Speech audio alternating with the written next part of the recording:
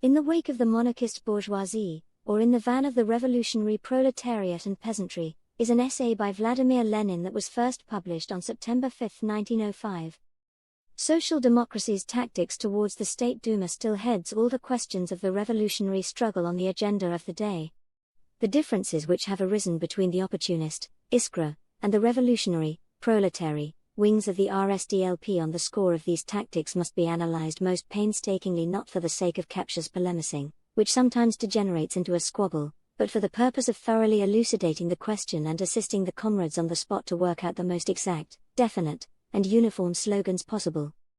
First of all, a few words on the origin of these differences. Even before the State Duma Act had been promulgated, we set forth in Proletary, number 12, the fundamentals of our tactics and of our differences with Iskra.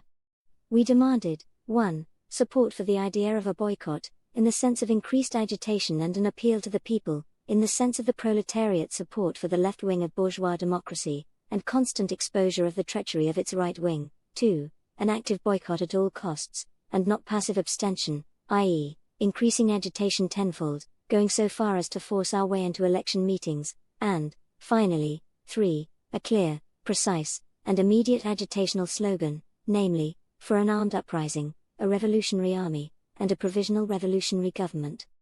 We categorically rejected the slogan of Iskra for organization of a revolutionary self-government, as confusing and as playing into the hands of the Overboschtnie League, i.e., the monarchist bourgeoisie. At the same time, anticipating, as it were, that Iskra would once more beget more differences, we immediately added that we agreed with Iskra's condemnation of the idea of a passive boycott. So if Iskra, number 108, now drops sundry hints about a theory of non-interference, absenteeism, abstention, folded arms, and the like, we must first of all brush aside objections of this sort, since this is not polemicing, but merely an attempt to get under the opponent's skin. By such methods of polemicing, culminating in the aspersion that some of the leaders would like to get into a provisional government themselves, the new Iskra has long evoked a very definite attitude towards itself among the widest circles of social democrats. Thus, the essence of the differences is that Iskra does not accept our slogan of agitation, which we consider the main slogan, for an armed uprising, a revolutionary army, and a provisional revolutionary government. Proletary, on the other hand, considers it absolutely impermissible to obscure or relegate into the background the slogan of insurrection by bringing forward the slogan of revolutionary self-government. All the other points of disagreement are relatively less important. On the contrary, what is especially important is that, as has been the case on more than one occasion, in number 108 Iskra begins to back out, to twist and turn. To the slogan of revolutionary self-government it adds the slogan of active militant action by the masses of the people, wherein this differs from an armed uprising God only knows. Iskra goes even so far as to say that the organization of a revolutionary self-government is the only means of really organizing an uprising of the whole people. Iskra, number 108, is dated August 13, and on August 24 the Vienna Arbeiter-Zeitung carried an article by Comrade Martov setting forth Iskra's plan wholly in the spirit of number 106, and not in the spirit of the amendments in number 108. We are giving below a translation of the most important parts of this invaluable article by Comrade Martov, as a specimen of social democratic Manilovism. Let us try to unravel this tangle. To make matters clear, it is necessary first of all to realize what forces are at present making history for the Russian Revolution, and just how they are doing it. The autocracy has adopted the theory of consultation between the Tsar and the people. Desirous of consulting with a police-screened handful of persons elected by the landowners and shopkeepers, the autocracy is beginning with desperate ferocity to suppress the revolution.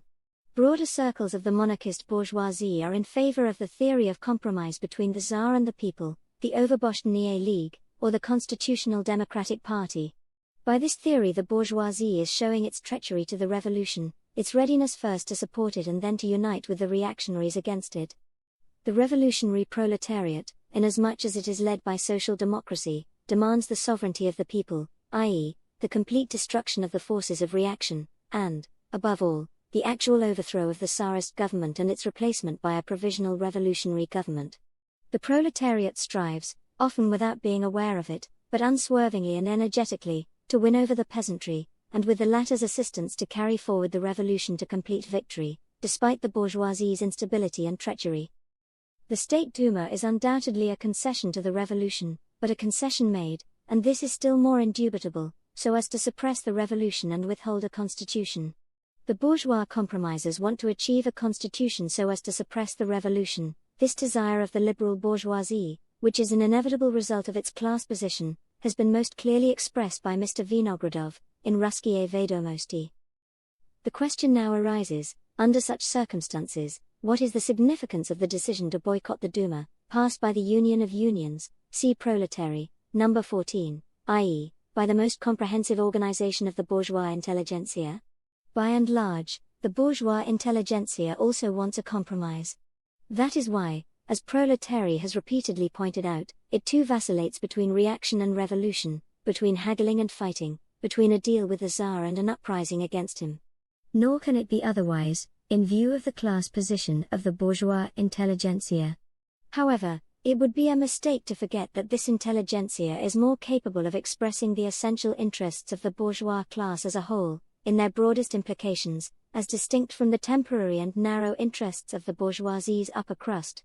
The intelligentsia is more capable of expressing the interests of the masses of the petty bourgeoisie and the peasantry. With all its vacillations, it is therefore more capable of waging a revolutionary struggle against the autocracy, and, provided it draws closer to the people, it could become an important force in this struggle. Powerless by itself, it could nevertheless give quite considerable sections of the petty bourgeoisie and the peasantry just what they lack: knowledge, program, guidance, and organization.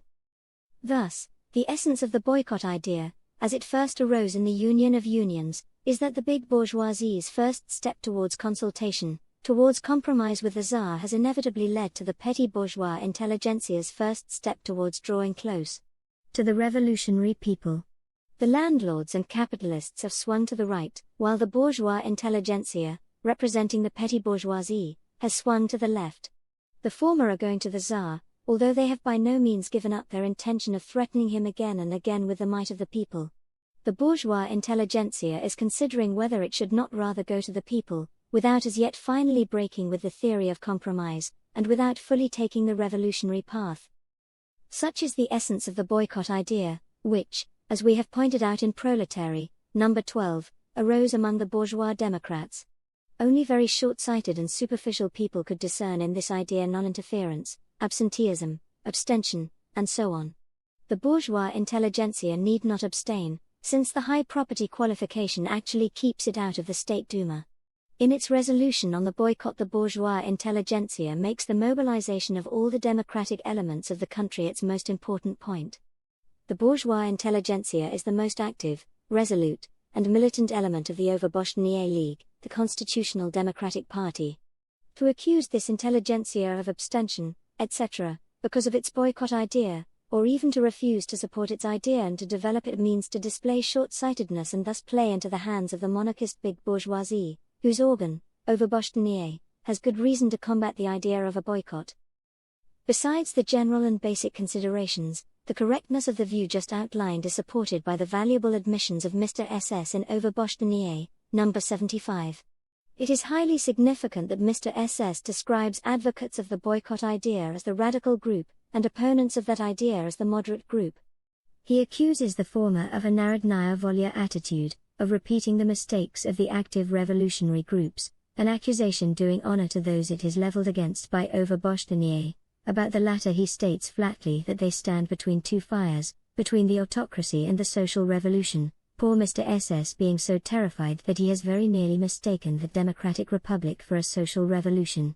But the most valuable admission by Mr. S. is the following: for the radicals, he says, comparing the Congress of the Union of Unions with the Zemstova Congress, everything undoubtedly centered, mark this, around the demand to amend the electoral system, whereas for the more moderate group the main interest lay in extending the rights of the Duma.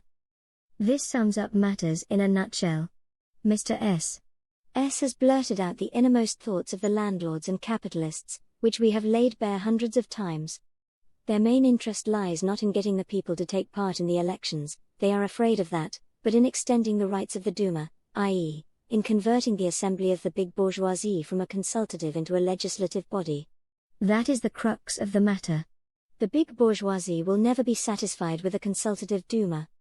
Hence, the inevitability of constitutional conflicts in the State Duma.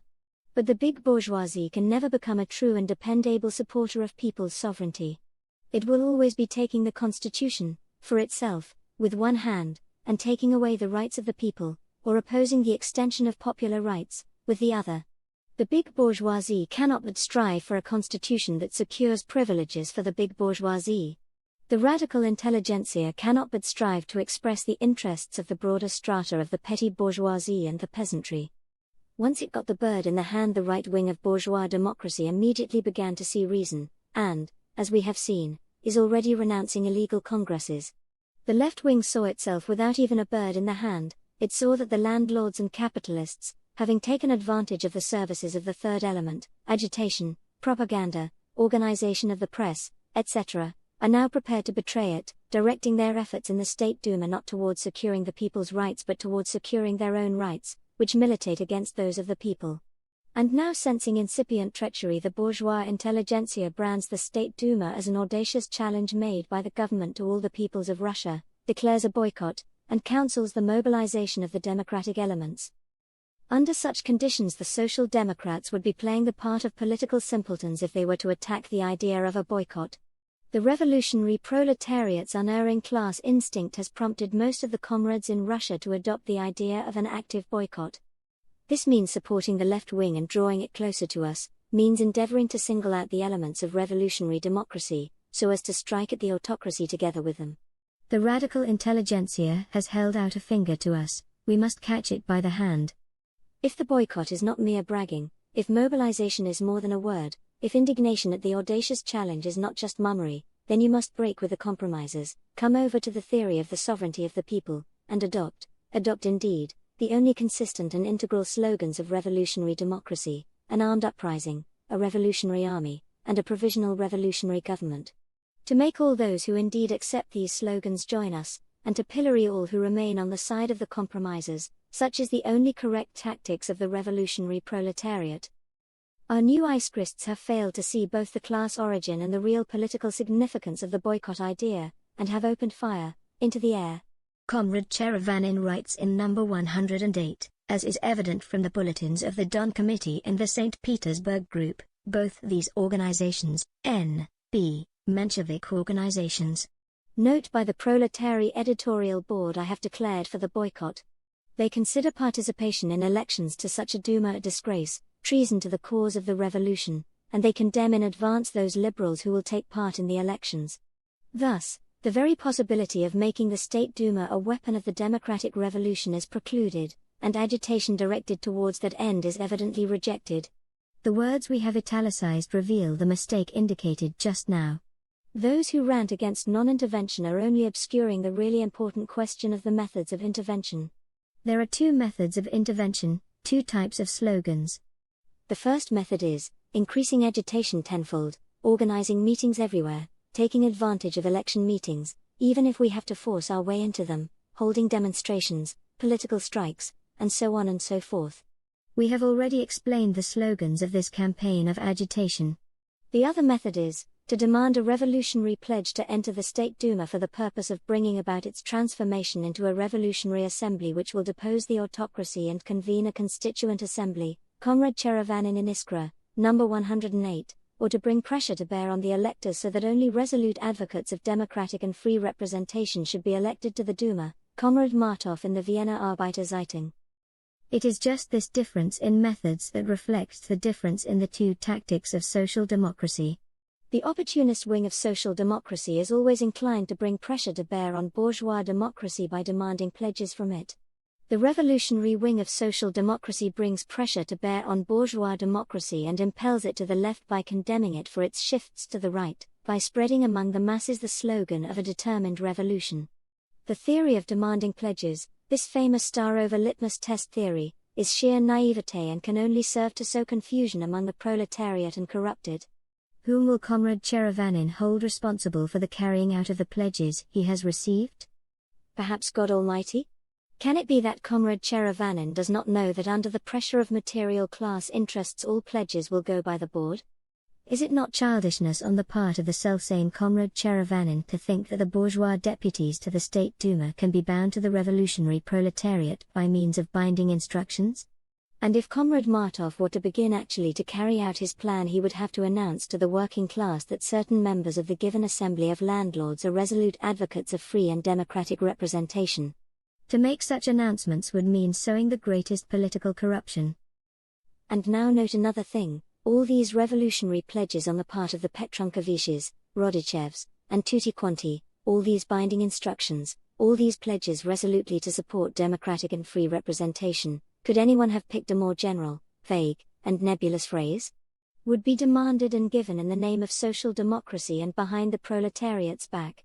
After all, this cannot be done openly, for even in free countries, where agitation is carried on openly, political figures are bound not so much by private deals as by party programs. In our case, we do not and shall not have definite and established parties at the elections to the State Duma. Just see, comrades of the new Iskra, what a mess you have again managed to get into. You keep repeating the masses, to the masses, with the masses, the initiative of the masses, but in fact your plan boils down to secret deals obliging Mr. Petrunkevich to be not a traitor to the revolution but its resolute advocate.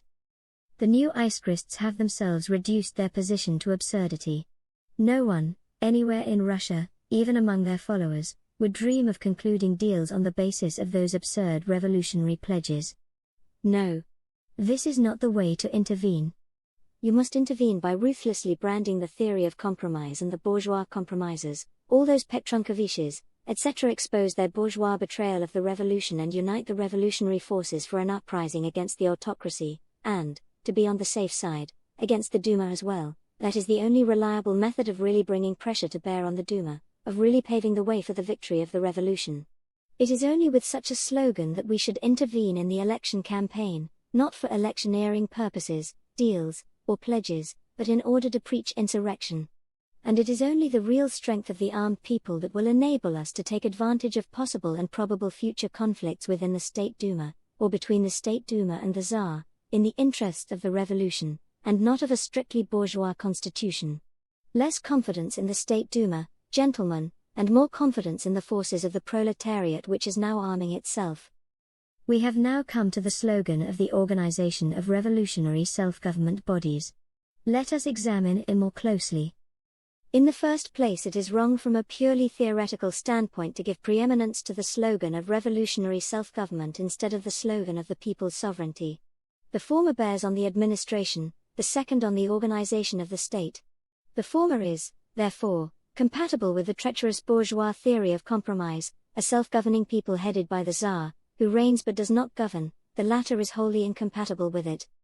The first is acceptable to the Overboschtanie League, the second is not. In the second place, it is utterly absurd to identify the organization of revolutionary self-government with the organization of a people's uprising. An uprising is civil war, and war requires an army, whereas self-government does not in itself require an army.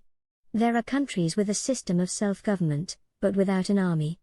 And revolutionary self-government does not require a revolutionary army where a revolution takes place in the Norwegian fashion. The king was sacked and a plebiscite held. But when the people are oppressed by a despotic government which relies on an army and starts civil war, then to identify revolutionary self-government with a revolutionary army, to advocate the former and to maintain silence about the latter, is almost indecent and signifies either betrayal of the revolution or the utmost stupidity. Thirdly, history also confirms the truth, incidentally, a self-evident truth, that only the complete and decisive victory of an uprising can make it fully possible to establish genuine self-government. Would the municipal revolution in France in July 1789 have been possible if on July 14 the people of Paris, who had risen in arms, had not defeated the royal troops, taken the Bastille, and completely smashed the resistance of the autocracy? Or will the new Iskrists, perhaps, cite in this connection the example of the city of Montpellier, where the municipal revolution, the establishment of revolutionary local self-government took place peacefully, and a vote of thanks to the intendant was even passed for the kindness with which he had assisted in his own deposition? Does the new Iskra perhaps expect that during our Duma election campaign we shall thank the governors for having eliminated themselves before the capture of the Russian Bastilles? Is it not significant that in the France of 1789 the period of the municipal revolution took place when the emigration of reactionaries was underway, while in our country the slogan of revolutionary self-government instead of the slogan of an uprising is being advanced at a time when the emigration of revolutionaries is still going on? When a certain Russian high official was asked why an amnesty was not granted on August 6, he replied, "Why should we set free 10,000 people whom it took us considerable trouble to arrest, and who tomorrow would start a desperate struggle against us?" This dignitary reasoned intelligently, whereas those who speak about revolutionary self-government before the release of these 10,000 reason unintelligently. Fourthly, present-day Russian life plainly shows the inadequacy of the slogan of revolutionary self-government and the need for a direct and definite slogan of insurrection.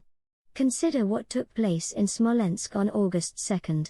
The municipal council declared the billeting of the Cossacks contrary to law, stopped all payments to them, organized a city militia to protect the population, and appealed to the soldiers to refrain from violence against citizens. We should like to know whether our good new Ice-Christs find this adequate. Should not this militia be regarded as a revolutionary army, as an organ of attack as well as of defense? And of attack not only against the Smolensk Cossack detachment, but against the autocratic government in general? Should not this idea of proclaiming a revolutionary army and its tasks be popularized? Can the administration of the city of Smolensk by genuine government of the people be considered secure until a revolutionary army has won a decisive victory over the Tsarist army? Fifthly, the facts prove incontrovertibly that the slogan of revolutionary self-government instead of the slogan of insurrection, or as implying the slogan of insurrection, is not only acceptable to the Overboshchnie League, but has actually been accepted by it. Take Overboshchnie, number 74. You will find there a sweeping condemnation of the senseless and criminal advocacy of insurrection and at the same time a plea for city militias and the establishment of local self-government bodies as elements of a future provisional government. No matter how one approaches the question, it will invariably turn out that the new slogan of the new Iskra is an Overboshchnie slogan. The Social Democrats who either relegate to the background or reject a slogan calling for an armed uprising, a revolutionary army, and a provisional government in favor of one demanding the organization of revolutionary self-government are trailing along in the wake of the monarchist bourgeoisie, instead of marching in the van of the revolutionary proletariat and peasantry. We are accused of stubbornly hammering away at the same slogans. We think such an accusation a compliment. For it is plainly our task to hammer away persistently at vital political slogans, while spreading the general truths of the social democratic program. We succeeded in giving the widest publicity to the quartet formula so repugnant to the liberals: universal and equal suffrage, direct elections and a secret ballot. We acquainted the masses of the working people with the sextet of political liberties: freedom of speech, conscience, the press, assembly, association, and the right to strike. We must now repeat millions and billions of times the trio of immediate revolutionary tasks: an armed uprising, a revolutionary army, and a provisional revolutionary government. The popular forces which will accomplish these tasks are shooting up spontaneously, not only with every day but with every hour that passes. Attempted uprisings are becoming more frequent, their organization is growing, and arming is proceeding apace. From the ranks of the workers and peasants clad in rustic coats, city suits, and uniforms nameless heroes are emerging, people fused with the mass and ever more deeply imbued with a noble obsession to liberate the people. It is our business to see to it that all these rivulets merge into a mighty torrent, that the light of a class-conscious, direct, clear, and precise revolutionary program of our immediate tasks be thrown on the spontaneous movement, multiplying its strength tenfold. To sum up, our tactics with regard to the State Duma may be formulated in 5 points. 1. Intensified agitation in connection with the State Duma Act and the elections to the Duma, the organization of meetings, utilization of the election campaign, demonstrations, etc., etc. 2. The centering of this entire agitational campaign on slogans calling for an insurrection, a revolutionary army, and a provisional revolutionary government, popularization of the program of this provisional government. 3. Gaining the adherents for the promotion of this agitation and of the armed struggle of all revolutionary democratic elements, and of such elements only, i.e., only those who accept the above-mentioned slogans indeed. 4. Support of the boycott idea, which arose among the left-wing bourgeois Democrats, with the purpose of making it an active boycott in the sense of the most widespread agitation as described above, winning over the left-wing representatives of bourgeois democracy to the revolutionary democratic program and to activities which will draw them closer to the petty bourgeoisie and the peasantry. 5. Ruthless exposure of the bourgeois theory of compromise and the bourgeois compromisers, and their denunciation to the broadest masses of workers and peasants, making public and explaining every treacherous and irresolute step they take, both before and after they enter the Duma, warning the working class against these bourgeois betrayers of the revolution.